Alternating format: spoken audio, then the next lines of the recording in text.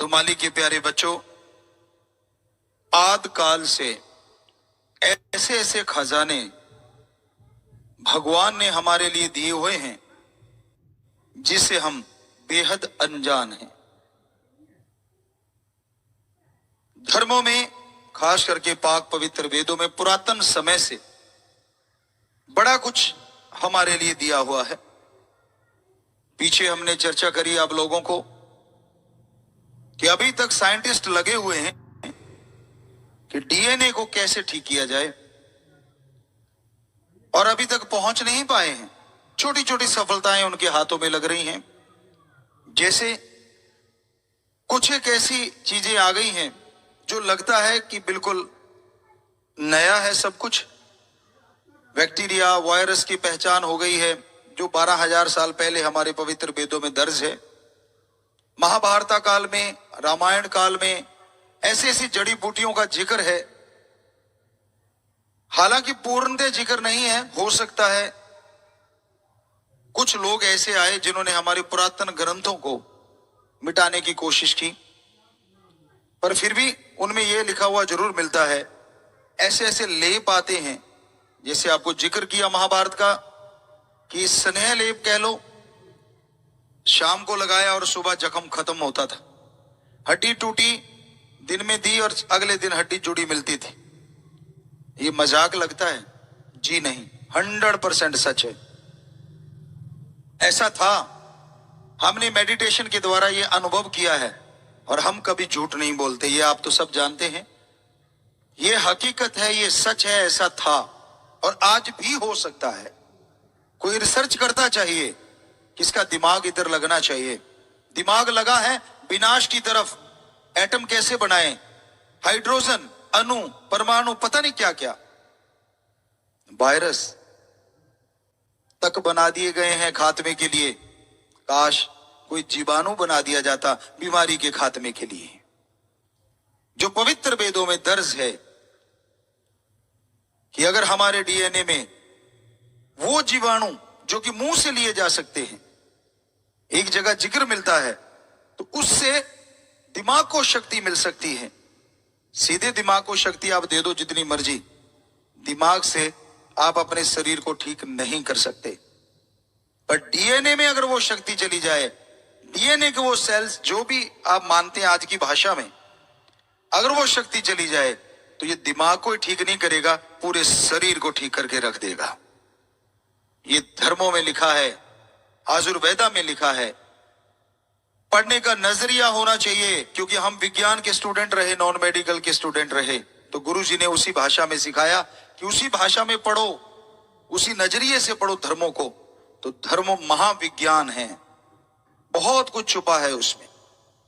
आज अच्छे पढ़े लिखे डॉक्टर, साइंटिस्ट ये तो मानते हैं कि अगर डीएनए ही ठीक कर दिया जाएगा तो फुल बॉडी ऑटोमेटिकली ठीक हो जाएगी। पर डीएनए ठीक होगा कैसे? पुरातन समय में ये विधियां थी। पुरातन समय में सब कुछ छुपा हुआ है। ऐसी ऐसी जड़ी बूटियां, ऐसी ऐसी भेद भरी चीजें थी जिनसे पूरे शरीर को ठीक कर दिया जाता था। आप दिलो दिमाग से हार गए।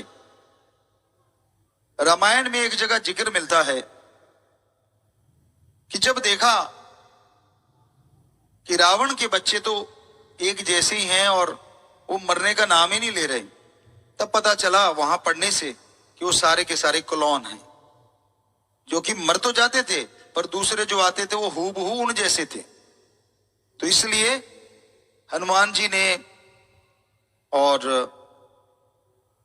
शायद सुग्रीव ने, अंगद ने श्री राम जी के सामने कहा कि जी आप युद्ध नहीं जीत सकते। राम जी मुस्कुराए। क्यों? कहते जी इनके बच्चों को मारते हैं, अगले दिन जिंदा होके आ जाते हैं। तो राम जी मुस्कुरा दिए। कहने लगे जी आप हंस रहे हो, हमसे ये काबू नहीं आ रहे। कहते रहे नहीं भाई, तूने जो मार दिए वो तो मर गए, ये जिंदा नहीं हो रहे, सारे एक जैसे हैं। छोटी सी बात है, लेकिन हमने उस पर रिसर्च किया तो पता चला कि रावण का एक वैद्य था, तो उनके मदद से रावण ने अपने 3 या 5 बेटे जो उनके खुद के रियल बच्चे थे, उनके सेल लेके समुंदर की तलहटी में उनको पैदा किया था और 1 लाख बच्चा पैदा कर दिया था। तो वो सफल क्लोन ज्ञाता था, वो सफल क्लोन। आज चंद चीजें सीख के अहंकार मत करो, बहुत पीछे हो आप। गजब था, कमाल थी ये चीज, हमें पढ़ने में आई, पर हर किसी की नहीं आती। अब जब रिसर्च करने लग जाओ तो फिर कहते हैं ना, बाल की खाल निकल आती है, और निकलती है, हकीकत है ये। कई बार बाल को खींचो, ऊपर वाला हिस्सा निकल जाता है, नीचे वाला रह जाता है। तो क्योंकि बाल की भी लेयर होती है, चमड़ी की भी लेयर होती है, तो उसी तरह ज्ञान की भी बहुत सारी लेयर है। कौन किस लेयर तक पहुंचता है, ये अपनी अपनी एक शक्ति कह लो, जो मर्जी कह लो, कि ऐसी ऐसी ताकत आदमी के अंदर होती है कि वो एक जगह तक जाके रुक जाता है, स्टेमिना उसका इतना ही होता है। लेकिन गुरुजी ने आशीर्वाद दिया तो हम उसकी तह तक जाया करते थे, और जाते हैं आज भी, और देखा है। तो आज जरूरत है, बेहद जरूरत है, कोई उस डीएनए को फिर से ठीक कर दे। तभी ये नशे रूपी दानव का खात्मा होगा, तभी बीमारियों का खात्मा होगा। लेकिन हमें लॉस एंजलिस से एक सज्जन मिले थे मुंबई में। वो कहने लगे गुरुजी कि वहां पे एक साइंटिस्ट ने डीएनए के इलाज की तरफ 70% कामयाबी हासिल या 90% कामयाबी हासिल कर ली थी।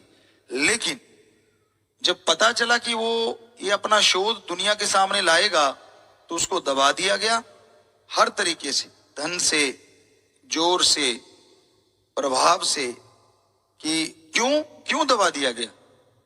उसकी वजह थी कि अगर कोई डीएनए ही ठीक करने लग जाएगा तो बेचारे बहुत सारे डॉक्टर बेरोजगार हो जाएंगे, बहुत सारी दवाइयों की फैक्ट्रियां बंद हो जाएंगी, अब पूरी दुनिया में एक नई क्रांति नहीं आ जाएगी अगर सिर्फ डीएनए का सुपर स्पेशलिस्ट आ गया तो। अब डीएनए ठीक हुआ, डॉक्टर जानते हैं, ऑटोमेटिकली बाकी सारी चीज ठीक हो जाएगी। तो ये धर्मों में दिया हुआ है, हकीकत है, वास्तविकता है। तो धर्म महाविज्ञान हम इसलिए कहते हैं। अभी पीछे एक डॉक्टर साहब ने हमें बताया कि 1600 कुछ में शायद बैक्टीरिया और 1850 या 60 में वायरस की खोज हुई, जबकि 12,000 साल पहले हमारे पवित्र वेदों में लिखा हुआ है कि ऐसे कीटाणु होते हैं जो सूक्ष्म होते हैं और अति सूक्ष्म होते हैं, जो शरीर में बीमारियां पैदा करते हैं, जख्मों को खराब करते हैं और भरने नहीं देते। पर उनके साथ ये भी था कि ऐसे जीवाणु डोज में दिए जाते हैं जिनसे वो बैक्टीरिया वायरस मर जाते हैं और जीवाणु हावी हो जाते हैं और शरीर पुनः जीवित हो जाता है, यानी शरीर में पुनः ताकत आ जाती है। तो अब आप बता दीजिए, साइंस बेचारी 1600 कुछ में बता रही है और वो 12,000 साल पहले बता रहे हैं, पर उधर तो कोई रिसर्च करने को तैयार ही नहीं। और जो कोई रिसर्च कर रहा है उसका मूल्य नहीं पड़ता, उसको कह देते हैं तेरी बड़ी ये रिसर्च है, कुछ भी नहीं है। लगता है लोगों को कि यार ये तो ऐसे ही मजाकिया है। अरे नहीं भाई, किसी ने अगर ऐसी रिसर्च कर रखी है तो शाबाश, और हम जरूर चाहेंगे ऐसा इंसान और आगे बढ़े। कोई सुन रहा हो यूट्यूब पे, यहाँ बैठे हो, बाहर बैठे हो, हम जरूर चाहेंगे, राम जी से आपके लिए प्रार्थना भी करेंगे और हर तरीके से जितनी कर सकते हैं हमारे सेवादार आपकी मदद भी करेंगे, ताकि अपना रिसर्च मुकम्मल करो और डीएनए तक पहुंचो। उस डीएनए तक पहुंचोगे, पूरे समाज का ही नहीं पूरे वर्ल्ड का भला होगा। क्योंकि सबसे जरूरी है जो दिमाग को चलाता है, पूरी बॉडी को चलाता है, बॉडी की रिपेयर कर सकता है, वो डीएनए। दूसरी बात, हमारे धर्मों में बोला स्वस्थ विचारों के साथ सोने जाओ। क्यों? इससे क्या फर्क पड़ने वाला भाई? आप लड़ झगड़ के जाओगे, गलत कर्म करते हुए जाओगे, दिमाग में द्वेष, निंदा, चुगली, दूसरों की बुराई लेके जाओगे तो क्या फर्क पड़ता है? नींद आ गई तो आ गई? जी नहीं, बहुत बड़ा अंतर है। हमारे धर्मों में साफ लिखा है, पवित्र वेदों में, कि अगर सोने से पहले आपका मूड, आज की भाषा में बोल देते हैं, आपका मूड बड़ा बढ़िया है, आप खुश मिजाज हैं, शांति से सोते हैं, पीस ऑफ माइंड लेके सोते हैं, खुश मिजाज में सोते हैं, तो आपके डीएनए जो आपकी बॉडी को रिपेयर करता है वो 4 गुना ज्यादा करेगा और जल्दी करेगा, बॉडी को सपोर्ट करेगा वो। ये हम साइंस की बात नहीं कर रहे, ये वेदों की बात कर रहे हैं। साइंटिस्ट सोचेंगे हमारी बात चुराई है, जी नहीं, आपकी नहीं चुराई, आपने चाहे चुरा ली हो धर्म की बात, क्योंकि वो 12,000 साल पुराना है, साइंस बेचारी कल बनी है। और फिर ऊपर से अगर मेडिटेशन करके सो तो मूड भी बढ़िया है, विचार भी शुद्ध हैं, और खाना भी अच्छा खा चुके हैं, खाने को खाए 2.5-3 घंटे हो गए हैं, आप सोने जा रहे हैं, दूध पिए भी आधा पौना घंटा हो गया हो, फिर सोने जा रहे हैं, और राम का नाम, मेथड ऑफ मेडिटेशन, गुरु मंत्रा, कलमा, नाम शब्द, अलग अलग धर्मों में जो शब्द हैं उनका अभ्यास करते करते अगर आप सो जाते हैं तो यकीन मानो वो जो 4 गुना है वो 8 गुना भी हो सकता है, क्योंकि आप सोते समय अपनी विल पावर को जगा के सो रहे हैं। सिर्फ अब चेतन मन नहीं है, आपका विल पावर उसके साथ लग के आपकी बॉडी की रिपेयर करने में ज्यादा तेजी से और जबरदस्त तरीके से मदद करेगा। हमारे धर्मों में लिखा है कि पत्ते, उस समय पुरातन है, सब्जियां का नाम नहीं आता, पत्ते को उबाल के, पत्तेदार सब्जियां भी उसी में आ गई, जो हरे रंग के पाए जाते हैं, ज्यादातर, सारे पत्ते नहीं, कुछ एक पत्ते अलग तरह के, आज की भाषा में बोले तो पालक है या ऐसी चीजें, उनको लोहे की कढ़ाई में अगर थोड़ा सा और कर लो, उबाल लो, आप उनको खाओगे तो आपके लिए बहुत फायदेमंद होगा, आपका शरीर लड़ने की क्षमता और ज्यादा हासिल कर लेगा।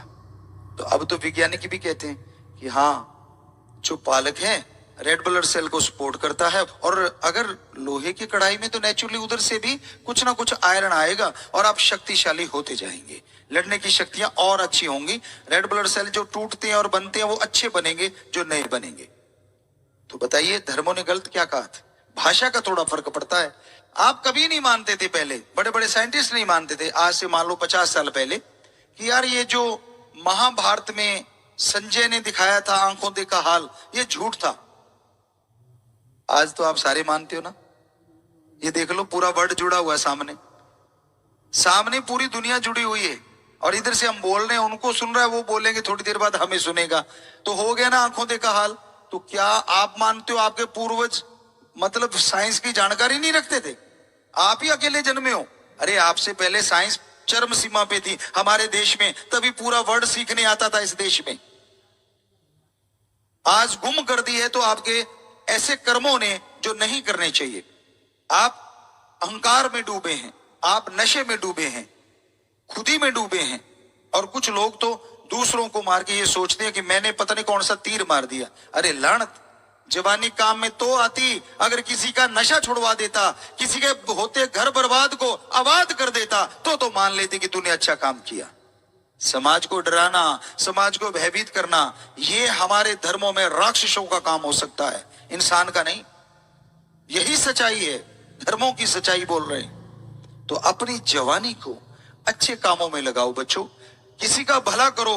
अरे रोड पे कोई ऐसा दिव्यांग जिसको दिखता नहीं है वो खड़ा है, उंगली पकड़ के रोड पार करवा दो, ये आपका दान महादान के समान है। अरे कोई रोड पे तड़पते हुए का इलाज करवा दो, उठा के ले जाओ हॉस्पिटल में, ये अच्छा दान है। ना कि यहाँ पहले महल बने हुए वहां पैसा चढ़ाया, माथा टेका कि मैंने तो दान कर दिया। इसका फल मिले ना मिले हमें नहीं पता, पर उसका फल ना मिले हम आपको गारंटी देते हैं। किसी बीमार का इलाज करवा दो, भूखे को खाना खिला दो, चाहे वो पशु पक्षी परिंदा आदमी क्यों ना हो, जरूर मिलेगा फल। पैसा अगर आपके पास ज्यादा है, बजाय किसी के चढ़ाने के घर में रखो और जरूरतमंद की मदद कर दो। उसी टाइम अगर आपको आत्मिक संतुष्टि ना मिले तो कह देना, जब उसके चेहरे पे एक शांति देखोगे, अरे रोते चेहरे पे जब मुस्कुराहट आ जाएगी, आपकी आत्मा को उसकी दुआ जरूर काम कर जाएगी। जरूर आपके अंदर भी एक असीम शांति का एहसास होगा, एक खुशी महसूस होगी। हमने आजमाया है, हमारे करोड़ों बच्चों ने आजमाया, तो हम इतने दावे से कह रहे हैं कि हाँ ऐसा होता है। तो बताइए हमारे धर्मों में कहां गलत लिखा है? कोई जात मजहब धर्म ने नहीं बनाया, नाम पढ़ते गए, भाषाएं बदलती गई, आदमी सीखने के ललक में नई नई भाषाएं बनाता गया, और उन भाषाओं में ऐसे संत आते गए जिन्होंने रिसर्च करता आते गए, जिन्होंने उस भाषा में कुछ लिख दिया, तो वो उस धर्म का नाम हो गया। लेकिन जात पात कहीं नहीं बनी। कईयों ने कहा गुरुजी पवित्र वेदों में जात बनाई हुई है, ऊंच नीच बनाया हुआ है। जी नहीं, ऐसा कुछ भी नहीं है। हमारे धर्मों में खास करके पाक पवित्र वेदों की बात अगर आप कहते हो कि भाई उन्होंने ऊंच नीच बनाया, जी नहीं, उन्होंने क्या बनाया, वर्ण, वर्ण बनाए। जन्म से किसी की जात नहीं, कर्म से उन्होंने नाम रखा कि जो आदमी मरे पशुओं को खींच के ले जाता है, उनका चमड़ा उतारता है, जुतियां वगैरह बनाता है, तो उसका नाम एक अलग रख दिया गया, वर्ण अलग है। उनमें से कोई दुकानदारी करता है तो उसका नाम एक अलग रख दिया गया। उनमें से अगर कोई योद्धा शूरवीर पैदा होता है तो उसका नाम अलग रख दिया गया। उनमें से अगर कोई ज्ञान रखता है, ज्ञानवान है, समाज को ज्ञान देता, तो उसका नाम एक अलग रख दिया। कोई नहीं बताया कौन बड़ा कोई कौन छोटा, सिर्फ 4 वर्ण, ये नहीं लिखा ये छोटा है ये बड़ा, ऐसा कुछ नहीं।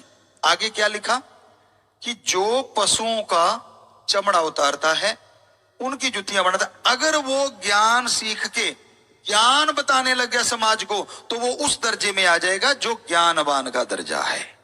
और ज्ञानवान अगर चमड़ा उतारने लग गया तो उस दर्जे में आ जाएगा जो चमड़ा उतारने वाले का नाम रखा था, वर्ण रखा था। तो बताइए कैसे हो गया। दूसरी बात, जन्म लेते ही बच्चों को, सभी धर्म जात पात के बच्चों को एक जगह लिटा दो, हम चैलेंज करते हैं, कोई भी बुद्धिजीवी देख के बता देगा कौन सा बच्चा किस धर्म का है। जन्म लेते ही नग्न पड़े हो, एक जैसा रंग हो, नहीं बता सकते ना आप। ये जरूर बता दो ये विदेशी है, क्योंकि नाक नैन नक्श से थोड़ा बता सकते हो, पर इंडियन वाले अगर सारे एक जैसे पड़े हो तो नहीं बता पाओगे। क्यों? क्योंकि बड़े वाला ताज लगा के पैदा नहीं होता, छोटे के पूंछ नहीं लगी होती। राम ने एक जैसे बनाए हैं सबको। क्या ब्लड ग्रुप सेम हो, इस देश वालों का दूसरे देशों के खून नहीं चढ़ेगा? चढ़ेगा। क्या छोटे वाले का बड़े के खून लगेगा कि नहीं? तब तो दौड़ के लगाते हो, रिक्शे वाले को दे दो यार इसकी 2 बोतलें खून की ले लेते हैं, तब तो नहीं देखते छोटा बड़ा। तो ये आपके बनाए हुए चोचले हैं, बनाए हुए ढोंग हैं। धर्मों में इसकी कोई जगह नहीं है। हम सब एक हैं और हमारा मालिक एक है। ये है धर्मों का संदेश, ये है धर्मों का संदेश। हमारी जात इंसानियत है, मानवता है, बस। पशु की जात पशुपन है, पक्षियों की जात पक्षी है, बाकी वनस्पति की पेड़ पौधे जड़ी बूटियां ये उनकी जात है, कीड़े मकोड़े ये उनकी जात है। तो उसी तरह आप कई तरह के पशु घूम रहे हो तो आप क्या नाम बोलोगे अलग अलग? चिड़ियाघर में चले गए, मान लो वहां 10-15 तरह के पशु घूम रहे हैं, तो आपने इकट्ठे घूमते देखे, क्या बोलोगे? यार पशु घूम रहे, ये तो नहीं कहोगे सियार है, मिर्ग है, फलां घूम रहे, कभी नहीं। और सोचो, मनोदशा देखो आदमी की। माइक दे देते हैं, सबको आप संबोधित करो, कैसे करोगे? मेरे भाइयों, मेरे बुजुर्गों, मेरे बच्चों। अरे ये क्यों नहीं कहा मेरे हिंदू भाइयों, मेरे मुसलमान भाइयों? नहीं, तब तो नहीं बोलते आप, तब तो सारे आपके भाई हैं, सारे बुजुर्ग हैं, सारे बच्चे हैं। बाद में क्या गड़बड़ हो जाती है भाई? तो ये सच है, हम सब एक हैं और हमारा मालिक एक है। क्या पानी के नाम पे कोई लड़ता है? पानी को किसी ने जल कहा हो, वाटर, वाशर, आब, नीलू, नीरू, कोई बोला हो यार मेरे पानी को आप कैसे कह दिया? कभी झगड़ा हुआ? नहीं होता। लोगों से पूछा क्यों नहीं लड़ते? कहते जी हम समझदार हैं। कैसी समझदारी भाई? कहते हमें पता है तो पानी, आप कह दिया तो क्या फर्क पड़ता है? अरे पानी का नाम बदलने से आप लड़ते नहीं, तो भगवान का नाम बदलने से क्यों लड़ते हो? ये बताओ। आदमी का नाम बदलने से क्यों लड़ते हो? इसका नाम राम है, उसका नाम रहीम है, इसका नाम सिंह है, उसका नाम कुछ और है, तो क्या हो गया? नाम रख दिया अलग अलग, क्या हो गया? पहनावा अलग अलग हो गया, अंदर का मटेरियल तो सेम है।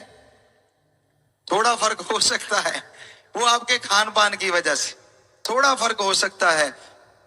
तो भाई वहीं पे आते हैं, यहां से चले थे कि हमारे धर्मों में ज्ञान का स्रोत जबरदस्त है, बस कोई ज्ञान लेने वाला चाहिए। हमने रूहानियत का, मेडिटेशन का ज्ञान लिया, उसमें से इतना ज्ञान आया कि हर चीज का उसमें से नॉलेज निकल के बाहर आ गया। एक बच्चे ने हमसे कभी पूछा था, डॉक्टर सहवान थे, वो हार्ट के स्पेशलिस्ट डॉक्टर थे। उन्होंने एक बार हमसे पूछा था, आए, बड़ा आया करते थे वो सज्जन, तो आके कहने लगे गुरुजी मैं हार्ट पे शोध कर रहा हूं, या अपना कोई पत्थर निकाल रहा हूं, या अपनी कोई किताब, या जो भी वो बोलते हैं अपनी भाषा में, मुझे बस एक बात बता दो कि हार्ट में जो ब्लड जाता है वो सीधा जाता है या वो सर्कल के मोशन में जाता है जैसे बुलेट जाता है। हमने कहा बेटा हम नॉन मेडिकल के स्टूडेंट जरूर हैं लेकिन इतना ज्यादा नहीं पढ़े जितने आप डॉक्टर पढ़ के खड़े हुए हो, हमें क्या पता। कहता नहीं गुरुजी, डॉक्टरी हिसाब से नहीं, आप गुरु हो, संत हो, आपने पवित्र वेदों की इतनी चर्चा करते हो विज्ञान के नजरिए से, मुझे जरूर बताओ ब्लड कैसे जाता है। हमने कहा लाइक ए बुलेट, सीधा नहीं जा सकता इतनी बॉडी में। तो उसने वही कागज सबमिट किए और आज से यूएसए में वो नंबर रखता है अपने आप में, उसका वो सबमिट किया गया, उसका वो माना गया कि हाँ लाइक ए बुलेट जाता है। क्योंकि हमने एक अंदर से ख्याल आया, सीधा फ्लो नहीं, प्रेशर से हार्ट देता होगा तभी हर बारीक नाड़ी तक जल्दी से जल्दी ब्लड पहुंच जाता है। तो ये धर्मों में कहीं ना कहीं जिक्र आता है कि वो जो छोटा सा पुर्जा है, वो दिल जो है वो बड़ी स्पीड से ब्लड को भेजता है, लेकिन उसकी स्पीड मेंटेन रहती है तो तंदुरुस्त रहता है आदमी। तो ये भी कमाल है, उसमें भी ये शिक्षा दी गई कि उसकी स्पीड कम ज्यादा होने में गड़बड़ी है, उसका धड़कने में आराम आ जाए बीच में। वो तो डॉक्टर साहबान जानेंगे कि धर्मों में ये सही लिखा है या गलत, क्योंकि अब तो रिसर्च चल पड़ी होंगी बहुत सारी रिसर्च कि जब श्वास धड़कता है, बंद होता है और खुलता है, उसके बीच में वो टाइमिंग लेता है, उसमें भी अगर वो आराम ज्यादा कम करने लग जाए तो भी गड़बड़ी पैदा हो सकती है। ये धर्मों में तक लिखा हुआ है। और बताइए आप कहां तक पहुंचेंगे, इतनी बारीकी पे लिखा हुआ है। तो हमारा कहना यही है कि अगर हम धर्मों को ढंग से पढ़ें, उनमें इतना ज्ञान है, हमारे सारे धर्मों में, सारे ही धर्मों में। पवित्र वेदों का नाम इसलिए लेते हैं हम क्योंकि वो सबसे पहले बने हैं, 12,000 साल पुराने कम से कम मान के चलते हैं। वैसे तो आदिकाल है धर्मानुसार, तब से वेद आए हुए हैं, लेकिन चलो जैसे भी कोई मानता है तो 12,000 साल पुराने, बाकी धर्म बाद में बने। लेकिन उन धर्मों में भी, सभी धर्मों के पाक पवित्र ग्रंथों में जो लिखा है 100% सच था, सच है, सच रहेगा। परम पिता शास्त्राम जी महाराज आम फरमाया करते सत्संगों में कि इस कलयुग में जो मालिक का नाम लेके भक्ति इबादत करके इस संसार सागर से ओढ़ने भागे चले जाते हैं, तो उस मार्ग में जो भी देव फरिश्ते हैं वो सब के सब अपने सिंहासनों से खड़े हो जाते हैं और फूलों की बरसात होती है, जय जयकार होती है कि धन्य है ये जीवात्मा जो इस घोर कलयुग में रह के अपने मालिक अल्लाह वाहिगुरु गॉड खुदा रब का नाम लेके निज धाम सचखंड सतलोक अनामी में वापस जा रही है। पर ऐसा कोई कोई जीवात्मा होती है जो जीते जी अपने परम पिता परमात्मा को, उसके दर्श दीदार को, निज धाम को पा जाती है। अन्यथा आज भौतिक दावाद में, दुनियावी साजो सामान में लोग बुरी तरह से पागल हैं। चंद नोटों के टुकड़ों के लिए इंसान का जमीर बिक जाता है, दीन ईमान मजहब बिक जाता है। इस संसार में गिरे हुए लोगों की गिरावट का भी कोई हद नहीं। इस हद से गिरते हैं, इस हद से गिरते हैं कि शायद सारी हदें पार हो जाती हैं। पुराने बुजुर्ग अगर किसी को जुबान दे देते तो उस पे खरे उतरते।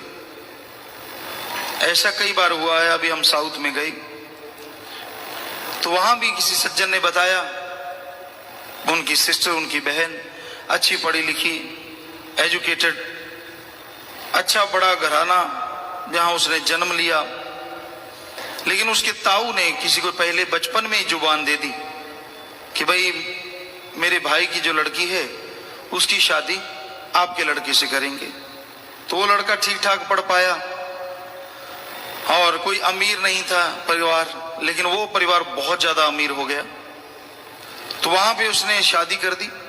तो वो गुड़िया बताने लगी कि गुरुजी मैंने कभी अपने सामान तक आप नहीं उठाया था, नौकर चाकर थे, लेकिन वहां जाके पशुओं के दूध निकालना, उनका गोबर उठाना ये आम बात थी। तो कहती मैंने अपने आप को उसमें एडजस्ट किया और आज सुखी हूं। सो जहां बात है जुबान की, चाहते तो माँ बाप तोड़ सकते थे कि भाई हमें क्या है, हमारा तो अब परिवार इतना ऊंचा हो गया है, बहुत फर्क जमीन आसमान का, हम क्यों रिश्ता करें आपके। लेकिन ऐसी जुबानें भी होती थी। और आज आप यकीन मानिए आपस की बात छोड़िए, दुनिया की बात छोड़िए, जिसे इंसान गुरु पीर फकीर संत समझता है उसके सामने भी लोग छल करते हैं, कपट करते हैं और इस तरह से मोर की चाल चलते हैं कि किसी को पता ही ना चले। और जब ऐसे लोगों के नस नस में जहर भरेगा और वो तड़फाएगा, तब दुनिया देखेगी और वो चारपाई पे कर रहेंगे, क्योंकि लेने का देना तो पड़ता ही पड़ता है। पुराने समय में लोग किसी का जरा सा एक चुटकी नमक भी खा लेते तो कभी भी नमक हरामी नहीं करते थे। आपको कई बार बात सुनाई है, एक चोर जो किसी के घर में चोरी करने चला गया और बड़ा ही शातिर, बड़ा मशहूर चोर जो कभी भी पकड़ा नहीं गया, तो उसने वहां पे जाके सेंध लगा ली, घर में प्रवेश कर गया। बड़ा ही माहिर, बड़ा ही शातिर था। जो भी धन दौलत, सोना चांदी जो भी पड़ा था उसको पोटली में बांध लिया और बांध के ऐसे चलने लगा। अचानक उसकी निगाह सामने पड़े हुए कुछ सामान पे पड़ी, तो उसे भूख लगी हुई थी। अभी रात के 2-2:30 बजे थे। उसने सोचा चलो कुछ खा लें। निगाह मार के देखी तो उसे भूख लगी हुई थी। अभी रात के 2-2:30 बजे थे। उसने सोचा चलो कुछ खा लें। निगाह मार के देखी, ध्यान दिया कि ये सफेद सफेद शायद बूरा चीनी हो, देसी खांड। तो उसने वो बूरा चीनी समझ के ऐसी चुटकी भर के और मुंह में डाली, लेकिन वो तो नमक था। तो उसने वो जितने गहने थे वो रखे और एक पर्ची लिख के चला गया। सुबह परिवार वाले उठे तो बाद में कुछ देर बाद पता चला कि भाई अपने तो दीवार पीछे से किसी ने गिरा रखा है, सेंध लगा रखी है। दौड़ के गए, मकान में चेक किया तो एक पोटली में सोना चांदी, रुपए पैसे सब पड़े हैं बंधे हुए। नीचे एक पर्ची पड़ी है। अब उस पर्ची को उठा के पढ़ के देखा तो उस पे लिखा हुआ था, मैं वो शातिर चोर हूं जो किसी के हाथ नहीं आया, लेकिन आज मेरे से एक बात हुई। मैं सब कुछ लूट के आपका जा रहा था, मुझे भूख लगी थी, मैंने सोचा ये बूरा चीनी है, शक्कर है, तो मैं उस चीनी को उठा के मुंह में डाला, लेकिन वो चीनी नहीं नमक था, तो इसलिए मैंने आपका 2 चुटकी नमक खा लिया। इसलिए मैं नमक हरामी नहीं करूंगा और आपके ये गहने आपके घर में छोड़ के वापस जा रहा हूं। सिर्फ 1 या 2 चुटकी नमक खाया। चोरों को भी असूल होते हैं, लेकिन आज आप यकीन मानिए ऐसे गंदे और कीर्तघन लोग हैं जिनके कोई असूल नहीं। पता नहीं कितनी चुटकियां नहीं, शायद किलो के हिसाब से नमक खाया हो, लेकिन जब वो दीन ईमान बेचने पे आते हैं, रुपया पैसा उनको मिलता है, लोभ लालच दिखाते हैं, वो आप ही नहीं गिरते, लोगों को भी पटाना शुरू करते हैं, दूसरों को भी खराब करते। और ऐसे इंसान का नाम दोनों जहां में काला होता है और वो नरक से बढ़ के जिंदगी इधर और उधर भोगते हैं। टाइम लग सकता है क्योंकि खुशी आ रही है, उधर से लोग बाबा करते हैं, शाबाशी देते हैं, लोभ लालच दिखाते हैं, मान बढ़ाई देते हैं, और वो आदमी फूल के कुप्पा हो जाता है कि मेरी अकल कितनी तेज है, मैं सबको बुद्धू बना रहा हूं, सबके बीच में रहता हुआ सब बुरे से बुरे गुल खिला रहा हूं, फिर भी किसी को मेरा पता नहीं। भक्तों वाली एक्टिंग है, सारा सामान वही है, लेकिन अंदर सारा कुछ उल्टा है। पाप कर्म नमक हरामी करता है ऐसा इंसान, तो दोनों जहान में नरक दोजख भोगता है और बुरा हशर होता है। इसलिए इंसान को अल्लाह वाहिगुरु का नाम लेना चाहिए, और यहाँ पे अन्न खाता है, कम से कम उस घर को तो आदमी छोड़ ही देता है। आमतौर पे शायद बागड़ी में कहावत है, जिसकी खावा बाजरी उसकी भरा हाजरी, कि भाई जिसकी बाजरी खाते हैं, बाजरी हुआ करती राजस्थान में ज्यादातर, कि उसकी हाजरी भाई उसका ही हम ही भरेंगे, हम तो उसका ही साथ देंगे। तो आज बाजरी छोड़ पता नहीं मेवे मिठाइयाँ कितना कुछ खा चुके हैं लोग, लेकिन फिर भी नमक हरामी से भी बढ़ के नमक हराम बनते जाते हैं, क्योंकि ये कलयुग है, भयानक समय। इसलिए आप किसी पे यकीन नहीं कर सकते, लेकिन यकीन करना भी पड़ता है। जैसा वो दिखावा करता है वैसा सामने से आपको करना पड़ता है, क्योंकि आप उसके दिखावे में आ जाते हैं, आप उसके हाथ जोड़ने के तरीके में, उसके चलने के अंदाज में, वाह क्या भक्तों वाली चाल है।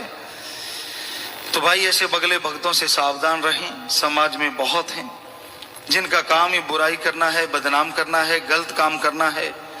तो ऐसे लोगों से बचा जा सकता है अगर राम का नाम जपें, भक्ति इबादत करें, वरना वो आपके अंदर रह के, आपके पास रह के आपका बुरा करते रहेंगे और अपने आप को बड़े तरीके से बताएंगे, नहीं मैं तो वफादार, मेरा बाप वफादार, मेरा दादा वफादार, और वो सोचते हैं कि मैं फलां पीर फकीर का वफादार। अरे गुरुगद्दी चलती है तो उससे गुरु ही देके जाता है, कोई आदमी आदमी को गुरुगद्दी नहीं देता। और हर जगह उस मुर्शिद कामिल के वचन होते हैं कि भाई मैं ये संगत की संभाल के लिए फलां की ड्यूटी लगाता हूं और वो मेरी जगह मेरा सबरू बनेगा। तो ये आदिकाल से चला आ रहा है, लेकिन फिर भी ऐसे लोग निकल जाते हैं जो बुरा करते हैं, बुरा सोचते हैं, और वो सोचते हैं हम तो वफादार हैं। किसके? मन के, काल के और मनमते लोगों के। तो भाई ऐसे लोगों से बच के रहिए, वो आपको गुमराह करते हैं, बात बात पे भरमाते हैं, आपका साथ, आपको प्यार मोहब्बत करेंगे और आप खुश होकर उनको दौलत दे देंगे, पैसा दे देंगे कि शायद इससे मुझे कई गुना ब्याज मिलेगा, इससे फायदा होगा, और वो मूल देने से भी मुकर जाते हैं। और आपके विश्वास को, आपकी आस्था को ठेस पहुंचती है कि यार ये तो अच्छा भक्त लग रहा था, ये तो यार दोस्त था, मित्र था। तो क्योंकि माया प्यार को काटने वाली कैंची है, जब पैसे का मामला आता है तो भाई भाई का दुश्मन हो जाता है, बाकी रिश्तों की तो बात छोड़िए। तो इसलिए आप समाज में रहते हुए प्यार सबसे करो, निस्वार्थ, बेगर्ज, लेकिन हद से ज्यादा अंधविश्वास मत करो। अपना जो लिखत है, अपना जो कानून है, उसके अनुसार चलो, ताकि आप धोखा ना खाएं। कोई भी हो सकता है आपको भरमा दे, कोई भी आपको भटका दे, कोई भी लालच दे दे और अब भटक जाएं और मालिक से दूर हो जाएं। तो इसलिए यह जरूरी है, बहुत ही जरूरी है कि आप मालिक की भक्ति करते हुए सुचेत भी रहें। रहना मस्त होना होशियार चाहिए। गुरु मुर्शिद कामिल शास्त्राम जी महाराज फरमाते कि कलयुग में भाई भयानक समय है, राम का नाम जपो, राम नाम में मस्त रहो, लेकिन दुनियावी तरफ से थोड़ा होशियार भी रहो। कोई आपको लूट के ना ले जाए, कोई नमक हरामी ना कर दे, क्योंकि कोई भी आपके साथ रह के आपका बुरा कर सकता है। ये कलयुग है, भयानक बुरा समय है। आप किसी पे विश्वास नहीं कर सकते सिवाय अल्लाह, वाहिगुरु राम, गुरु परमात्मा के। वही एक ऐसा है जो आपका सच्चा मददगार है। बाकी पता नहीं किसको किस बात की अंदर से ख्याल आ जाए, अपने मन मते ही बना ले बात, और मन उसका हावी हो जाए और वो इखलाक से गिर जाए, कोई भरोसा नहीं। ये कलयुग है, कलयुग। तो भाई इस कलयुग में राम का नाम लो, बुराइयों से बच के रहो, तो मालिक की कृपा दृष्टि के काबिल बनोगे और दया में रहमत से माला माल जरूर हो जाओ।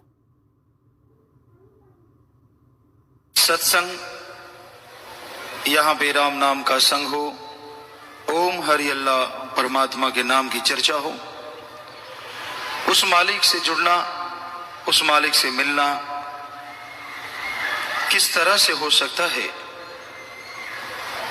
ये सच्चे मुर्शिद कामिल वे परवा मस्ताना जी महाराज, परम पिता शास्त्राम जी महाराज ने बताया कि अगर भगवान को देखना है, ईश्वर को पाना है, तो आप सत्संग कीजिए। यहां राम नाम की चर्चा हो, भगवान की चर्चा हो, उस चर्चा में आके बैठो, दीनता नम्रता से, सबसे निस्वार्थ भावना से प्यार करो, बेगर्ज मोहब्बत करो, तो आपका भगवान आपको जरूर मिलेगा। वो भगवान, वो ईश्वर, वो सुप्रीम पावर कण कण में है, जर्रे जर्रे में है, हर जगह मौजूद है। उसे वो पा सकता है जो उस राम का पुजारी है। ओम हरि अल्लाह गौड़ खुदा रब की जो भक्ति करता है, जो उसकी याद में चलता है, वो उसको एक दिन पा भी जाता है। तो अगर आप भगवान की कृपा दृष्टि के काबिल बनना चाहते हैं, अगर दया मेहर रहमत के लायक बनना चाहते हैं तो आप राम नाम का सुमरन करें और एक दूसरे से निस्वार्थ भावना से प्यार मोहब्बत करें।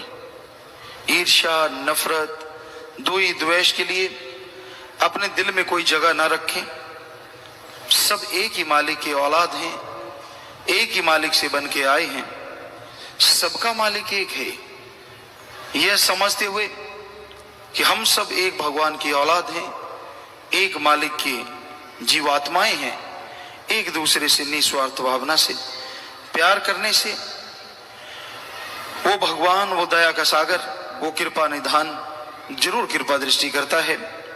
तो इसलिए संत हमेशा यही प्रचार करते हैं, सत्संग सुनो, यह राम नाम की चर्चा हो, भगवान की बात कही जाती हो, वहां पे बैठो और अपने अंदर से खुद ही अहंकार मिटा के आपस में प्यार करो, निस्वार्थ, बेगर्ज, क्योंकि आपस में किया गया बेगर्ज प्यार भगवान से जल्दी मिला देता है। तो प्रेम प्यार करना सच्चे मुर्शिद कामिल ने सिखाया। इस जन्म में ये दो काम करो, एक नाम जपो और प्यार करो। किसी जीव का दिल ना दुखाना कभी, मौत याद रखो, मालिक से डरो। कि सबसे प्यार करो, कभी भी किसी जीव का दिल ना दुखाओ, आपस में प्यार करो और ईश्वर का नाम जपो। ईश्वर का नाम जपता है इंसान तो उसके अंदर प्यार मोहब्बत की भावना पैदा होती है और अंदर की भावना ही इंसान को भगवान से जल्दी मिला देती है। तो आपकी भावना शुद्ध होनी चाहिए, हृदय पवित्र होना चाहिए, तो ईश्वर आपसे दूर नहीं। तो राम नाम जपना और परमार्थ दूसरों की सेवा करना, ये असूल जो अपना लेता है, जो इनको मानने लगता है, वो एक दिन भगवान की कृपा दृष्टि के काबिल बनता है। आदमी के अंदर जो भी गम है, चिंता है, टेंशन है, तकलीफ है, उसको अगर दूर करना है तो राम का नाम जपो। राम नाम का वणज व्यापार ऐसा व्यापार है जिसको करने से आदमी को शांति मिलती है, परमानंद मिलता है। इसलिए जैसे आप दुनिया में बिजनेस व्यापार करते हैं तो उसमें लाभ हानि होती रहती है, पर राम का नाम अगर आप व्यापार करेंगे, राम नाम का व्यापार करेंगे, भगवान की भक्ति का व्यापार करेंगे, तो भक्ति में ऐसी शक्ति है, आपके अवगुण, आपके अंदर के बुरे ख्यालात, आपकी बुरी आदत राम नाम बदल देता है। तो राम नाम से लिप लगा के आदमी आगे बढ़ता चला जाए तो जरूर प्रभु की कृपा होती है, उसकी दया मेहर रहमत के लायक बनता है।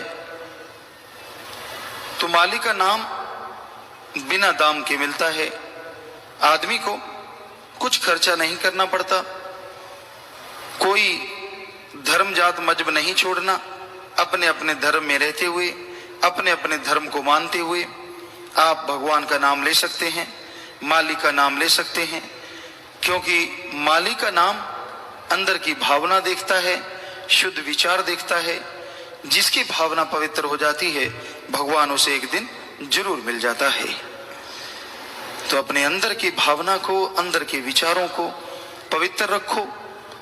अपने आप अंदर की भावना पवित्र नहीं होती, अपने आप अंदर के जो विचार आदमी के हैं उनको आदमी काबू नहीं कर पाता, पर ओम हरि अल्लाह वाहिगुरु गॉड खुदा रब का नाम ऐसा सहारा है, ऐसी ताकत है जो अंदर के विचारों को साफ कर देता है। विचार आपके काबू में आ जाते हैं और आप राम नाम लेते हुए भगवान के दर्शन कर सकते हैं। भगवान हर जगह है, कोई जगह उसे खाली नहीं, वो कण कण में, जर्रे जर्रे में मौजूद है। और जो अपनी आंख उसको देखने के काबिल लायक बना लेता है वो उसे हर जगह नजर आता है। राम नाम लेना जरूरी है क्योंकि भगवान अंदर होते हुए भी किसी को नजर नहीं आता, पर अगर इन आंखों में राम नाम की दवा डालेंगे, भगवान की भक्ति की दवा डालेंगे, तो ये आंखें अगर हम बाहर से बंद करके सुमरन में लगाएंगे तो वो अंदर खुल जाएंगी और भगवान के दर्श दीदार जरूर करवाएंगी। तुलसी जी ने लिखा है घट में सूझे नहीं लानत ऐसी जिंद, है घट में सूझे नहीं लानत ऐसी जिंद, तुलसी इस संसार को भयो मोतिया बिंद। कि भगवान सबके अंदर है, हर जगह मौजूद है, फिर भी नजर नहीं आता, क्योंकि आदमी भौतिकतावाद में उलझा हुआ है, विषय विकार में उलझा हुआ है। अगर वो बाहर से निगाह हटाएगा, बाहर से अपने विचार हटाएगा और कुछ देर के लिए अंदर मालिक परमात्मा की तरफ विचार लगाएगा, तो अंदर की आंखें खुल जाएंगी और वो फिर मालिक को जरूर दिखाती हैं। जिसे मोतियाबिंद हो जाता है तो आंखों के सामने एक पतली सी झिल्ली आ जाती है, एक पर्दा आ जाता है, जिसकी वजह से दिखना बंद हो जाता है। डॉक्टर लोग मोतियाबिंद का ऑपरेशन करते हैं, उस झिल्ली को निकाल देते हैं तो आदमी की नजर फिर से बन जाती है। उसी तरह राम और आत्मा के बीच में भौतिकतावाद की झिल्ली आ गई है। काम वासना क्रोध लोभ मोह अहंकार मन माया की, इसका ऑपरेशन एक ही है, एक ही दवा है, एक ही औषध है, और वो है राम नाम की दवा। जैसे जैसे आंखों में राम नाम की दवा डालते जाएंगे, भगवान की भक्ति की दवा डालते जाएंगे, तो ये भौतिकतावाद की झिल्ली जो है, पर्दा जो है, ये हटता जाएगा और एक दिन आप भगवान के दर्श दीदार के काबिल जरूर बन जाएंगे। तो अगर प्रभु के दर्शन आप चाहते हैं, दया मेहर उसकी पाना चाहते हैं, तो उसके नाम का सुमरन करो, उसकी बनाई औलाद से निस्वार्थ भावना से प्यार करो, बेगर्ज मोहब्बत करो, तो मालिक आपको दर्शन जरूर देगा और दया में रहमत से माला माल जरूर। इंसान हर समय हर पल उस मालिक की दया में रहमत को, कृपा दृष्टि को हासिल कर रहा है, लेकिन महसूस नहीं करता, उसे समझ नहीं पाता। इसलिए सब कुछ होते हुए भी इंसान कंगाल है। परमपिता परमात्मा का रहमो करम मूसलाधार बरसता आ रहा है, उसमें कभी कोई कमी नहीं आई, पर इंसान की कमियां इंसान को उस अनहद वाणी से, उस परमानंद से, रस से दूर रखती हैं। जब तक अपने अंदर की कमियों को इंसान दूर नहीं कर लेता, जब तक अंदर की कमियां खत्म नहीं हो जाती, तब तक इंसान कि अंदर की वो आवाज, अंदर की वो धुन सुनाई नहीं देती, और वो धुन सुनने से तमाम गम दुख दर्द चिंताएं मिट जाया करती हैं, परमानंद की प्राप्ति होती है, जो हमेशा बना रहता है, परमानेंटली, ना कि टेम्परेरी, हमेशा बना रहता है। वो आनंद, वो लज्जत, वो खुशी इंसान के दिलो दिमाग में छाई रहती है, और इंसान उन खुशियों को हासिल करके जिंदगी बहार की तरह गुजारता है। जैसे कीचड़ में कमल रहता है, इसी तरह इंसान इस चलते बलते भट दुनिया में अपना जीवन यापन करके मालिक की गोद में विराज के निज धाम चला जाता है। संसार में बहुत तरह के दुख हैं, गम है, चिंता है, टेंशन है, परेशानी है, बेवजह दर्द है, बेवजह मन की पीड़ा है। जलते बलते भट में परमात्मा का नाम ही एक बेहद सुकून देने वाली ठंडक है। आप सुमरण करेंगे, सुबह शाम आप में चेंजेस आने शुरू हो जाएंगे। नफस शैतान काम वासना क्रोध लोभ मोह अहंकार मन माया की तरफ जो दौड़ता है, वो काबू में आएगा। ये नहीं है कि सुमरण करते ही आपको कोई अलग से निशानियां आ जाएंगी। सुमरण करने से आपके बुरे विचारों पे आपका कंट्रोल ज्यादा हो जाएगा।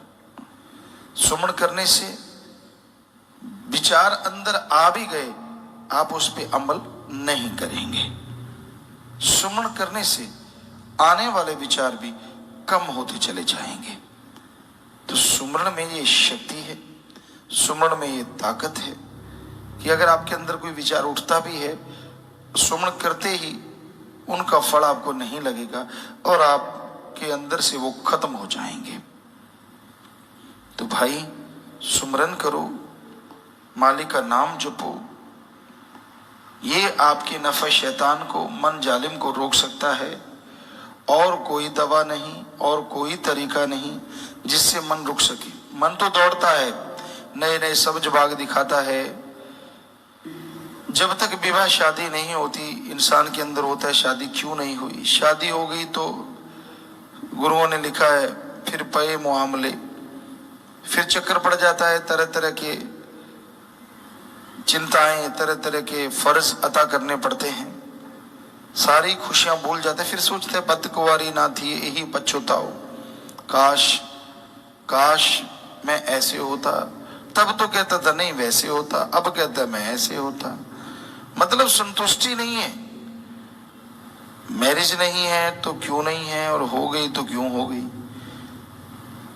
यानी जब तक संतुष्टि नहीं आएगी, कैसी भी लाइफ आपने चुन ली है, आपको सुख नहीं मिलेगा। यानी आपका मन शैतान दौड़ रहा है। क्या पता आप क्या क्या गुल खिला देते अगर ऐसे होते तो जो मालिक करता है अच्छा करता है, बुरा नहीं करता कभी किसी का। हाँ, संतुष्टि तभी आएगी जब आप सुमन करेंगे, भक्ति करेंगे, इबादत करेंगे। सुमरन करने से संतुष्टि आती है, सुमन करने से अंदर शक्ति आती है, जिससे आप अपने मन को कंट्रोल कर सकते हैं, जिससे आप मालिक की दया में रहमत के काबिल बन सकते हैं। इसलिए सुमरन जरूर किया करो, तभी संतुष्टि आएगी, तभी शांति आएगी। और मन के सब्ज बाग तो जबरदस्त हैं। आदमी कोई काम धंधा करते कहते छोड़ इसको, ये क्या है, जुआ खेल, शराब पी, फला काम कर, तुझे ये मिलेगा, तुझे वो मिलेगा, तुझे नजारे आएंगे, तू जिंदगी में ऐश करेगा, तू वहां घूमेगा, तू वो करेगा, गाड़ी होगी, जहाज होगा, फला होगा। सपनों पे किसका कंट्रोल है? कौन रोक सकता है सपना लेने से? पर बेवजह मन तरह तरह के सपने देता रहता है, देता रहता है, देता रहता है। तो ये मन के सपने ही इंसान को गुनाह की तरफ, बुराई की तरफ लेके जाते हैं।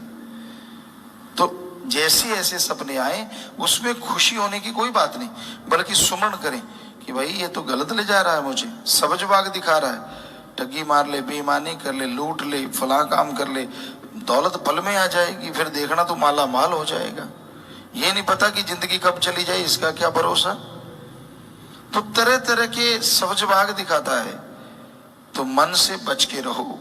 मन का काम ही सब्ज बाग दिखाना है कि जिस लाइफ में आप रह रहे हैं उसमें खुश नहीं रखेगा, जिसमें नहीं रह रहे उसमें आपको सब्ज बाग दिखाता है। बाकी मर्जी आपकी, हम कभी किसी का बुरा नहीं सोच सकते, सबके लिए दुआ करते हैं मालिक सबको खुशियां बख्शे। पर मन से लड़ना सीखो, सुमरन के द्वारा, भक्ति इबादत के द्वारा। मन कंट्रोल है तो समझो सब कुछ है। मन जीते जग जीत। मन को आप जीत जाते हैं तो समझ लो सारे संसार को जीत गए, तमाम खुशियों को जीत गए, और फिर अंदर बाहर से खुशियों से आप लबरेज होते चले जाएंगे।